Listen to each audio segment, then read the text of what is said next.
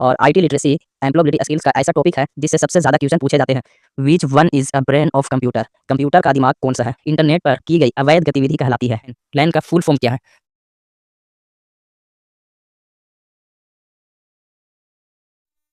Hello everyone, welcome back to my YouTube channel Nawaz study. So friends, आज का ये class ITI का first year के छात्रों के लिए है और दोस्तों ये क्लास एम्प्लॉयबिलिटी स्किल से होने वाला है। तो सबसे पहले आपको बता दें कि अगर आप आईटीआई फर्स्ट ईयर के स्टूडेंट हैं और आप किसी भी ट्रेड से आईटीआई कर रहे हैं तो ये क्लास आपके लिए इम्पोर्टेंट है। एम्प्लॉयबिलिटी स्किल्स सभी ट्रेड के छात्रों के लिए कॉमन सब्जेक्ट होता है और दोस्तों इसलिए ये क्लास आज का सभी ट्रेड के छात्रों के लिए है। और दोस्तों एम्प्लॉयबिलिटी स्किल से टोटल 25 क्वेश्चन पूछे जाते हैं सीबीटी एग्ज़ाम में और एक क्वेश्चन सही करने पर 2 नंबर मिलने वाले हैं। तो एम्प्लॉयबिलिटी स्किल से बेहतर तैयारी के लिए आप इस क्लास में लास्ट तक बने रहें। और दोस्तों आज का क्लास में आईटी लिटरेसी के टॉपिक से क्वेश्चंस को करवाने वाले हैं और आईटी लिटरेसी एम्प्लॉयबिलिटी स्किल्स का ऐसा टॉपिक है जिससे सबसे ज़्यादा क्वेश्चन पूछे जाते हैं। तो इसलिए आप इस क्लास को मिस मत कीजिए और इस क्लास में लास्ट तक कंटिन्यू बने रहें। और दोस्तों ये क्लास एम्प्लॉयबिलिटी स्किल्स का दूसरा क्लास है। इससे पहले एक और क्लास हो चुके हैं, तो अभी तक इससे पहले वाले क्लास को नहीं देखे हैं तो आप प्लेलिस्ट में जाकर देख सकते हैं। तो दोस्तों अगर आप हमारे यूट्यूब चैनल पर पहली बार आए हैं तो सबसे पहले इस चैनल को सब्सक्राइब कर लीजिए, क्योंकि जब भी क्लास का वीडियो अपलोड करूं तो आप तक सबसे पहले पहुंचे। और दोस्तों इस चैनल पर ट्रेड थ्योरी का भी क्लास करवाया जाता है आईसीटी एसएम ट्रेड के छात्रों के लिए। तो चलिए दोस्तों शुरू करते हैं आज का क्लास।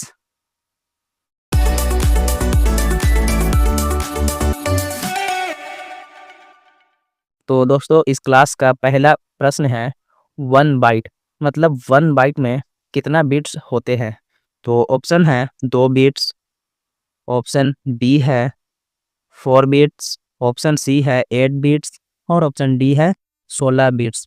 तो एक बाइट में कितने बिट्स होते हैं?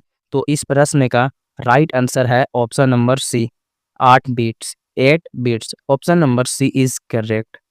तो नेक्स्ट प्रश्न है, which one is a brain of computer? Computer का दिमाग कौन सा है? कंप्यूटर का दिमाग कौन सा है? ऑप्शन ए है कीबोर्ड, ऑप्शन बी है सीपीयू, ऑप्शन सी है मॉनिटर और ऑप्शन डी है हार्ड डिस्क। तो कंप्यूटर का दिमाग कौन सा है ये चुनना है। तो कीबोर्ड एक इनपुट का काम करता है, कीबोर्ड तो कंप्यूटर का दिमाग हो नहीं सकता। और मॉनिटर डिस्प्ले कराने का काम करता है जो कि एक आउटपुट डिवाइस है। और हार्ड डिस्क एक स्टोरेज डिवाइस है। तो कंप्यूटर का दिमाग कौन सा है? तो इस प्रश्न का राइट आंसर हो जाएगा ऑप्शन नंबर बी, सीपीयू। और सीपीयू का फुल फॉर्म है central processing unit. Option number B is correct. Computer का दिमाग कौन सा है? तो सीपीयू है। तो नेक्स्ट प्रश्न है, कंप्यूटर सिस्टम कंसिस्ट ऑफ। एक कंप्यूटर सिस्टम के होते हैं, तो एक कंप्यूटर सिस्टम के क्या होते हैं? ऑप्शन ए है software and program, option B है hardware and software, option C है माउस एंड कीबोर्ड और ऑप्शन डी है सर्किट डायग्राम। तो a computer system consist of मतलब एक कंप्यूटर सिस्टम के होते हैं, तो इस प्रश्न का राइट आंसर है option number B, hardware and software. एक कंप्यूटर सिस्टम के हार्डवेयर और सॉफ्टवेयर होते हैं। Option number B is correct. Next question है, A program that affects other program by modifying them is called। मतलब एक प्रोग्राम जो दूसरे प्रोग्राम को संशोधित करके संक्रमित करता है क्या कहलाता है? ऑप्शन ए है वायरस, ऑप्शन बी है एंटीवायरस, ऑप्शन सी है वेब पेज और ऑप्शन डी है नोटपैड। तो एक प्रोग्राम जो दूसरे प्रोग्राम को संशोधित करके संक्रमित करता है तो क्या कहलाता है?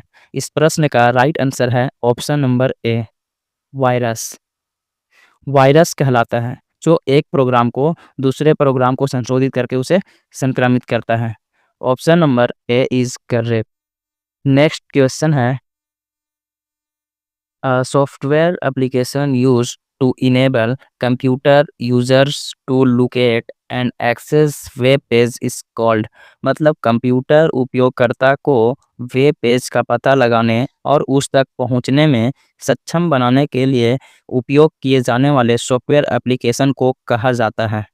ऑप्शन ए है वेब ब्राउज़र, ऑप्शन बी है वेब सर्वर, ऑप्शन सी है वेबसाइट और ऑप्शन डी है ईमेल। तो कंप्यूटर उपयोगकर्ताओं को वेब पेज का पता लगाने और उस तक पहुंचने में सक्षम बनाने के लिए उपयोग किए जाने वाले सॉफ्टवेयर एप्लीकेशन को क्या कहते हैं? तो इस प्रश्न का राइट आंसर है ऑप्शन नंबर ए, वेब ब्राउज़र कहते हैं। Option number A is correct. Next question है, An illegal activity committed on the internet is called। Internet पर की गई अवैध गतिविधि कहलाती है। ऑप्शन ए है वायरस, ऑप्शन बी है साइबर क्राइम, ऑप्शन सी है सर्च इंजन और ऑप्शन डी है सोशल नेटवर्किंग। तो इंटरनेट पर की गई अवैध गतिविधि कहलाती है, तो इस प्रश्न का राइट आंसर है option number C, cyber crime, cyber अपराध। इंटरनेट पर की गई अवैध गतिविधि साइबर क्राइम कहलाती है। Option number B is correct. Next question है,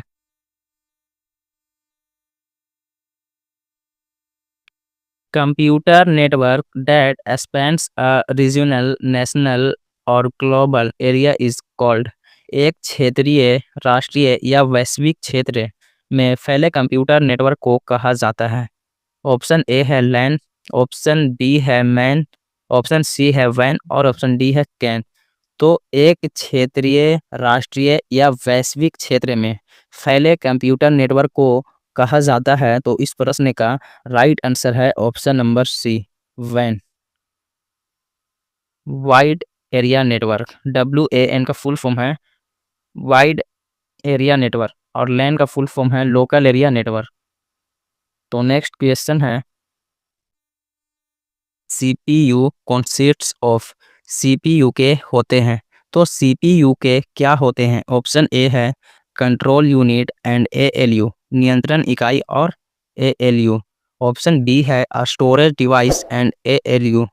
ऑप्शन सी है इनपुट एंड आउटपुट डिवाइसेस और ऑप्शन डी है input device and control unit. तो CPU के होते हैं, तो इस प्रश्न का राइट आंसर है option number A, control unit and ALU। Option number A is correct. तो नेक्स्ट क्वेश्चन है, CPU स्टैंड्स फॉर। CPU का मतलब है, तो दोस्तों CPU का फुल फॉर्म इससे पहले हम बता चुके हैं और फिर से ये प्रश्न है कि CPU का फुल फॉर्म क्या है, तो आपको बताना है।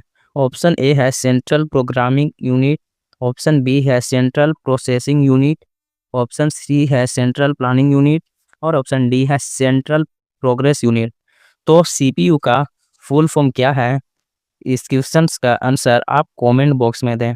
और दोस्तों आप इस क्लास में लास्ट तक बने रहें, क्योंकि IT लिटरेसी से जितने भी यहाँ पे क्वेश्चंस को करवाए जा रहे हैं, सारे क्वेश्चन मोस्ट इम्पोर्टेंट है और यही सारे क्वेश्चन आपके CBT एग्ज़ाम में पूछे ही जाएंगे। तो आप इस प्रश्न का राइट आंसर कमेंट कीजिए। तो चलिए नेक्स्ट प्रश्न है, for short distance which network type should be used. मतलब कम दूरी के लिए किस प्रकार के नेटवर्क का प्रयोग करना चाहिए? कम दूरी के लिए किस प्रकार के नेटवर्क का प्रयोग करना चाहिए? ऑप्शन ए है लैन, ऑप्शन बी है मैन, ऑप्शन सी है वैन और ऑप्शन डी है कैन। तो कम दूरी के लिए किस प्रकार के नेटवर्क का प्रयोग करना चाहिए, इस क्वेश्चन का राइट आंसर है ऑप्शन नंबर ए, लैन। और लैन का फुल फॉर्म है local area network. Option number A is correct. Next question है, in an email where will you add the recipient email address whom you want to send the copy of an email। मतलब एक email में आप प्राप्तकर्ता email पता कहाँ जोड़ेंगे जिसे आप ईमेल की प्रति भेजना चाहते हैं?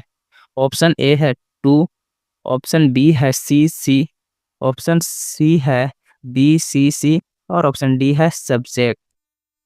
तो एक ईमेल में आप प्राप्तकर्ता ईमेल पता कहाँ जोड़ेंगे जिससे आप ईमेल की प्रति भेजना चाहते हैं? तो इस क्वेश्चन का राइट आंसर है ऑप्शन नंबर बी, सीसी में। Option number B is correct. Next question है, in Excel the intersection of a row and column is called. Excel में एक रो और कॉलम का इंटरसेक्शन कहलाता है। तो एक्सेल में एक रो और कॉलम का इंटरसेक्शन क्या कहलाता है? ऑप्शन ए है सेल, ऑप्शन बी है लेबल, ऑप्शन सी है स्क्वायर और ऑप्शन डी है वर्कशीट। तो इस क्वेश्चन का राइट आंसर है option number A, cell. Excel में एक रो और कॉलम का इंटरसेक्शन क्या कहलाता है? तो सेल कहलाता है। Option number A is correct. Next प्रश्न है, in MS Excel collection of worksheet is known as. MS Excel में वर्कशीट के संग्रह को किस रूप में जाना जाता है? एमएस एक्सेल में वर्कशीट के संग्रह को किस रूप में जाना जाता है? ऑप्शन ए है वर्कशीट, ऑप्शन बी है वर्कबुक, ऑप्शन सी है एक्सेल बुक और ऑप्शन डी है शीट वर्क। तो इस प्रश्न का राइट आंसर है ऑप्शन नंबर बी, वर्कबुक, कार्य पुस्तिका। एमएस एक्सेल में वर्कशीट के संग्रह को किस रूप में जाना जाता है? तो इसका राइट आंसर है ऑप्शन नंबर बी, वर्कबुक से जाना जाता है, कार्य पुस्तिका से। Option number B is correct. तो नेक्स्ट क्वेश्चन है, in MS Excel to insert a formula in cell we must begin the entry with an operator। MS Excel में सेल में एक फॉर्मूला डालने के लिए हमें एक ऑपरेटर के साथ एंट्री शुरू करनी चाहिए। ऑप्शन ए है इक्वल, ऑप्शन बी है डॉलर, ऑप्शन सी है एट द रेट और ऑप्शन डी है हैशटैग। तो एमएस एक्सेल में सेल में एक फॉर्मूला डालने के लिए हमें एक ऑपरेटर के साथ एंट्री शुरू करनी चाहिए। तो इस प्रश्न का राइट आंसर है option number A, equal. Option number A is correct. MS Excel में किसी भी फॉर्मूला को डालने से पहले एक ऑपरेटर जिसे इक्वल के साथ शुरू करनी चाहिए। Option number A is correct. Next question है, in MS paint which extension is not supported. मतलब MS पेंट में कौन सा एक्सटेंशन समर्थित नहीं है? MS पेंट में कौन सा एक्सटेंशन समर्थित नहीं है? ऑप्शन ए है .jpeg, ऑप्शन बी है .doc, ऑप्शन सी है .gif और ऑप्शन डी है .png। तो इस प्रश्न का राइट आंसर है option number B, .doc। MS paint में कौन सा एक्सटेंशन समर्थित नहीं है? तो option number B is correct, .doc। Option number B is correct. तो नेक्स्ट क्वेश्चन है, in which orientation the text is printed lengthwise. किस ओरिएंटेशन में टेक्स्ट को लंबाई के हिसाब से प्रिंट किया जाता है? किस ओरिएंटेशन में टेक्स्ट को लंबाई के हिसाब से प्रिंट किया जाता है? ऑप्शन ए है लैंडस्केप, ऑप्शन बी है मार्जिन, ऑप्शन सी है पोर्ट्रेट और ऑप्शन डी है विड्थ। तो इस क्वेश्चन का राइट आंसर है ऑप्शन नंबर सी, पोर्ट्रेट में। किस ओरिएंटेशन में टेक्स्ट को लंबाई के हिसाब से प्रिंट किया जाता है? तो पोर्ट्रेट के हिसाब से प्रिंट किया जाता है। Option number C is correct. Next question है, in which orientation the text is printed with wise।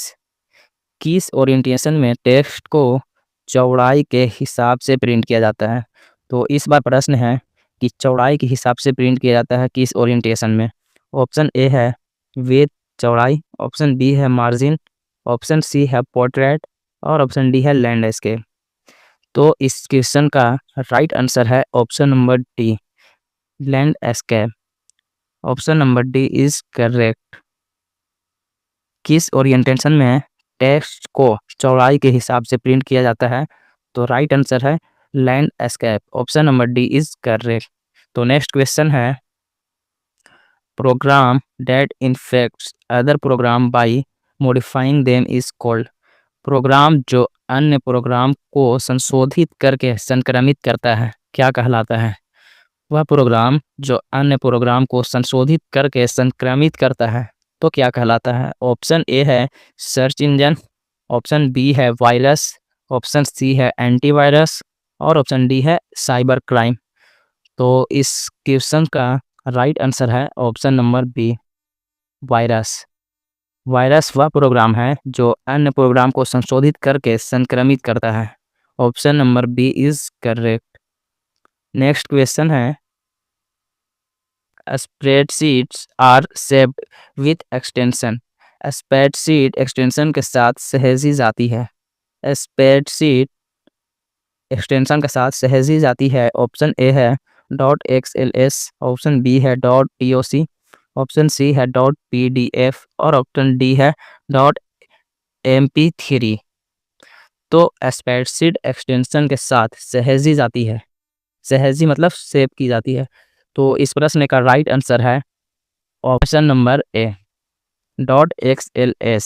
Spreadsheet extension के साथ सहेजी जाती है .xls। Option number A is correct. तो नेक्स्ट क्वेश्चन है the expansion of LAN is. LAN का विस्तार क्या है? तो मतलब लैन का फुल फॉर्म क्या है? तो लैन का फुल फॉर्म इस क्लास में 2 मरतबा आपको बता चुके हैं। ऑप्शन ए है local area name, option B है लोकल एरिया नेटवर्क और ऑप्शन सी है लॉजिकल एरिया नेटवर्क और ऑप्शन डी है लीगल एरिया नेटवर्क। तो लैन का फुल फॉर्म क्या है, लैन का विस्तार क्या है? इस प्रश्न का राइट आंसर है option number B, local area network. Option number B is correct. ये आप प्रश्न का फुल फॉर्म याद जरूर कर ही लीजिएगा क्योंकि आपके एग्जाम में पूछे ही जाएंगे। तो नेक्स्ट क्वेश्चन है और इस क्लास का लास्ट क्वेश्चन है, मतलब आईटी लिटरेसी, आईटी साक्षरता के टॉपिक से क्वेश्चन तो अभी और हैं पर इस क्लास को इसी क्वेश्चन से समाप्त करते हैं क्योंकि इस क्लास में टोटल क्वेश्चंस को करवाने में बहुत लंबा ये क्लास हो जाएगा, इसलिए इसे 2 भाग में क्लास को करवाएंगे। आज 21 क्वेश्चन आईटी लिटरेसी से करवा दे रहे हैं और बाकी का जितने भी क्वेश्चन बच रहे हैं वो नेक्स्ट क्लास में करवाएंगे। तो प्रश्न है the expansion of ROM is. ROM का विस्तार क्या है? तो ये भी मोस्ट इम्पोर्टेंट प्रश्न है, इसे आप याद जरूर कीजिएगा। ऑप्शन ए है read octet machine, option B है read only memory, option C है रैंडम ओनली मेमोरी और ऑप्शन डी है रीराइट ऑक्टेट मशीन। तो रोम का फुल फॉर्म क्या है? इस प्रश्न का राइट आंसर है option number B, read only memory. ROM का विस्तार क्या है? Read only memory. Most important question है, इसका फुल फॉर्म याद आप जरूर कीजिएगा। तो दोस्तों आज इस क्लास को इसी क्वेश्चन से समाप्त करते हैं और आईटी लिटरेसी से जितने भी और क्वेश्चन बच गए हैं दूसरे क्लास में पूरा करवाने वाले हैं। तो अभी तक आप इस चैनल को सब्सक्राइब नहीं किए हैं तो सबसे पहले आप इस चैनल को सब्सक्राइब कर लीजिए और दोस्तों मुझे उम्मीद है कि आप इस क्लास को भी लाइक ज़रूर कर दिए होंगे और फिर मिलते हैं बहुत जल्द नए क्लास के साथ। जय हिंद।